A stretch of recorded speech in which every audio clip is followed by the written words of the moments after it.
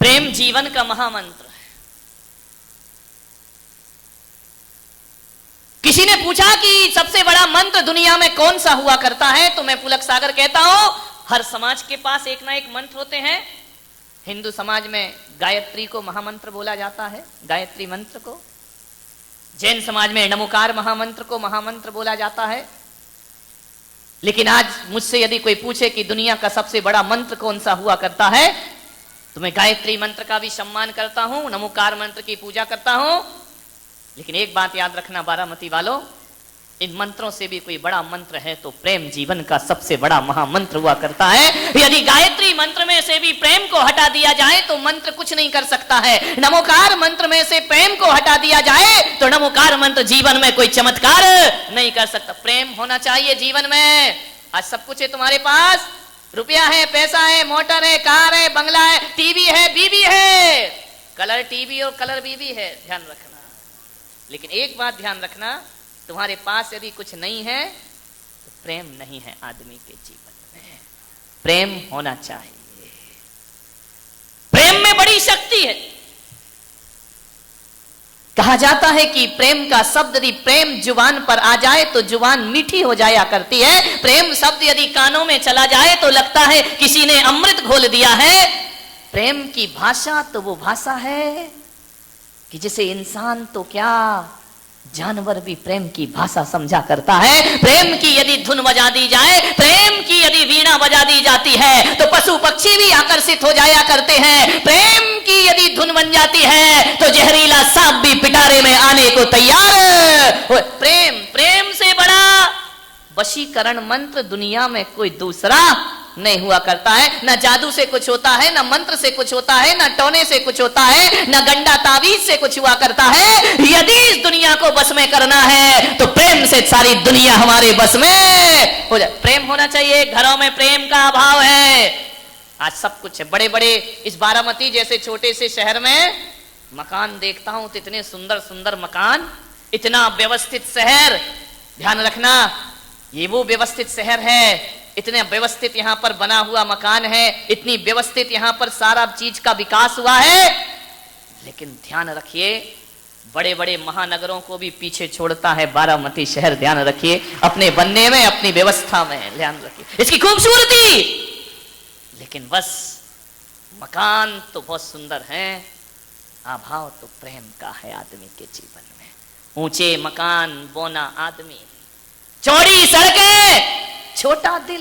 ध्यान रखिए, इसे बड़ा बनाने का प्रयास करिए। मान्यवर, आपसे निवेदन है, यदि प्रेम इस दुनिया से खत्म हो जाए, प्रेम जैसे शब्द को यदि इस दुनिया से नष्ट नाबूद कर दिया जाए, आपके परिवार से, आपके घर से प्रेम खत्म कर दिया जाए, तो जहां तक मैं सोचता हूं, जहां तक मेरा विचार है कि यदि आपके घर में प्रेम नहीं है तो 22 साल का जवान भी आत्महत्या के विचार बनाएगा। ध्यान रखिए, वो सोचेगा ऐसी जिंदगी जीने से कोई मतलब नहीं, हीरे मोती का ढेर हो और प्रेम ना हो, तो 22 साल का जवान भी आत्महत्या को तैयार होता है। और यदि घर में प्रेम का वातावरण हो, आपस में प्रेम हो और संवेदनाएं हो, तो मैं विश्वास दिलाता हूं बारामती वालों कि 90 साल का बूढ़ा भी खाट में पड़ा पड़ा भगवान से प्रार्थना करेगा कि हे भगवान, मुझे थोड़ी सी जिंदगी और प्रदान कर दे ताकि मैं इस जिंदगी को जी सकूं। प्रेम है तो बूढ़ा आदमी भी जीने की प्रार्थना करेगा, और प्रेम नहीं है तो जवान भी जिंदगी से मौत को बुलाने का प्रयास करेगा। ध्यान, प्रेम रखिए। एक दादाजी हैं, एक बुजुर्ग हैं, आपके घरों में प्रेम हो तो वो ये प्रार्थना करते हैं ईश्वर से कि हे ईश्वर, मौत मेरे बस में नहीं है, लेकिन मैं इतना जरूर चाहूंगा कि मरने के बाद यदि मेरा जन्म हो तो इसी परिवार में दोबारा होना चाहिए, इसी घर में दोबारा होना चाहिए। मान्यवर, प्रेम की औषधि रखिए घर में, कुछ मत दीजिए। प्रेम शब्द वो है जिसे बहरा आदमी भी सुन लेता है। प्रेम शब्द वो है जिसे गूंगा भी समझता है। प्रेम शब्द वो है, यदि प्रेम में तो वो ताकत है मेरे भाई कि इंसान की बात छोड़ो, जानवर की बात छोड़ो, यदि प्रेम से किसी पत्थर पे माथा झुका दिया जाए तो पत्थर भी भगवान बनने की ताकत अपने अंदर पैदा किया कर। प्रेम को बचा कर रखिए अपने घरों में। आप सब लोग हैं, अभी मुझे बताया जा रहा था आदरणीय महोदया यहाँ पर पधारी हैं, उन्होंने पर्यावरण के लिए बहुत अच्छा काम किया है, उन्होंने जन कल्याण के लिए बहुत अच्छा काम किया है। मैं धन्यवाद देता हूं, आशीर्वाद देता हूं, लेकिन इतना जरूर कहूंगा आज मैडम से भी और आप सबसे भी, एक और पर्यावरण की जरूरत है, एक और प्रदूषण हमारी समाज में आ रहा है। बारामती में प्रदूषण नहीं है, नहीं तो दिल्ली में यदि निकल जाओ सुबह सुबह नहा धो के स्नान करके और 2 घंटे बाद घर लौटो, रुमाल से चेहरा पोंछो तो रुमाल काला हो जाया करता है। लेकिन बारामती में ऐसा नहीं है। बारामती में तो बिना नहाए जाओ, लौटो तो लगता नहा धो के वापिस आ गए हैं। मामला बिल्कुल उल्टा हुआ है। एक चीज और प्रदूषण इस देश में है, एक प्रदूषण और इस समाज में है, एक प्रदूषण और मानव जाति में हो रहा है। वह प्रदूषण यदि कोई है, ना तो जल प्रदूषण है समस्या हमारी, ना तो धुएं का प्रदूषण है, ना तो यातायात का प्रदूषण है। एक प्रदूषण इस समाज में है, इस देश में है, और वह प्रदूषण कोई है तो वैचारिक प्रदूषण हमारे यहां व्याप्त हो रहा है। विचारों का प्रदूषण हमारे जीवन में समाया हुआ है। एक दूसरे से आदमी आदमी से बोलने को तैयार। हिंदी समझ आ रही है? पीछे आ रही है या नहीं आ रही? हाँ, आना चाहिए भाई, मुझे तुम्हारी मराठी समझ में नहीं आती है, ध्यान रखिए, विचार करना है आपको। एक और पर्यावरण की व्यवस्था करिए, वृक्षारोपण करिए, पेड़ लगाइए। यूं तो बारामती के किसी भी गली में निकल जाओ तो वृक्ष ही वृक्ष दिखाई दिया करते हैं, लेकिन आज एक पौधा और मैं दे रहा हूं आपको इस ज्ञान गंगा महोत्सव में। मेरा विश्वास है कि सभी लोग एक पौधा यहां से लेकर जरूर जाएंगे, और वो पौधा किसी सड़क के किनारे मत लगाना, वो पौधा किसी गार्डन में जाके मत लगाना। एक पौधा मैं दे रहा हूं, वो अपने घर के आंगन में जाकर के लगा देना, यहां से लेकर जाना। एक वृक्षारोपण कर रहा हूं मैं। वैदिक परंपरा कहती है जिस घर के आंगन में तुलसी का पौधा होता है उस घर में रिद्धि सिद्धियों का वास हुआ करता है। ध्यान रखना, मैं ये तो नहीं कहूंगा कि तुलसी का पौधा हर घर में लगा लो तो अच्छी बात है, लेकिन मेरे साथ समस्याएं बहुत ज्यादा हैं। हिंदू लगाएगा, मुसलमान कहेगा हम काहे को ये पौधा लगाएंगे, हम ये तुलसी का पौधा नहीं लगा सकते, ये हमारे कुरान में नहीं है, ये हमारे ईमान के खिलाफ है, ये हमारे मजहब के खिलाफ है। जैनों से कहूंगा कि तुलसी का पौधा लगा लो तो कहेंगे नहीं, हम तो जैन धर्म को पालने वाले लोग हैं। ईसाई कहेंगे हम ये पौधा नहीं लगा सकते हैं। मैंने कहा यार पुलक सागर बड़ी आफत है, एक पौधा दूंगा तो आजकल तो पौधों की भी जात हो गई है, मुसलमान का पौधा और हिंदू का पौधा, जैनों का पौधा। आदमी ने रंगों की जात बना दी, आदमी ने भाषा की जात बना दी, आदमी इतना बटा इतना बटा इतना बटा।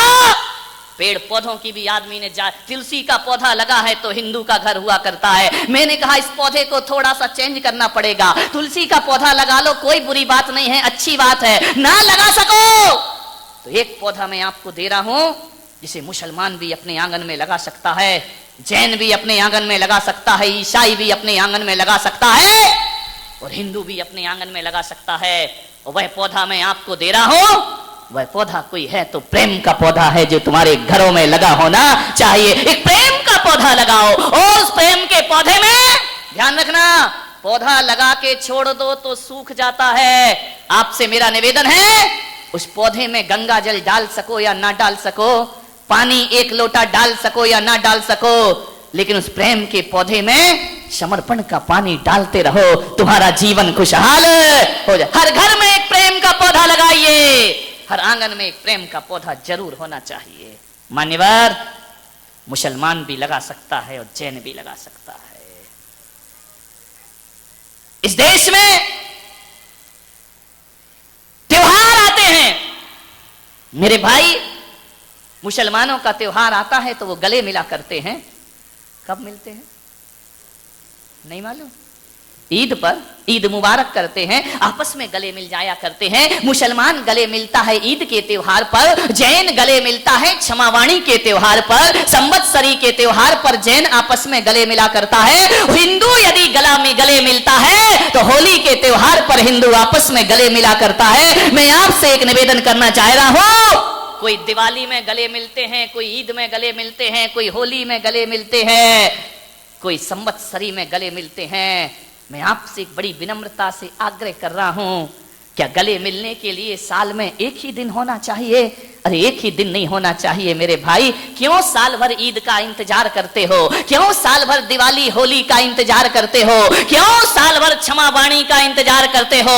मैं पुलक सागर तो कह रहा हूं कि आपस में आदमी यदि प्रेम से रहे, अरे सुबह गले मिले तो होली हो जाएगी और शाम गले मिले तो दिवाली हो जाएगी। दिन रोज गले मिलो ना भाई। किसने मना किया है गले मिलने से, हाथ मिलाने से? मैं तो कहता हूं इन पवित्र त्योहारों का साल साल इंतजार मत करो। सुबह शाम दोपहर को, सुबह होली मनाओ, दोपहर को दिवाली मनाओ, सांझ को क्षमा वाणी मनाओ और आराम से दुनिया में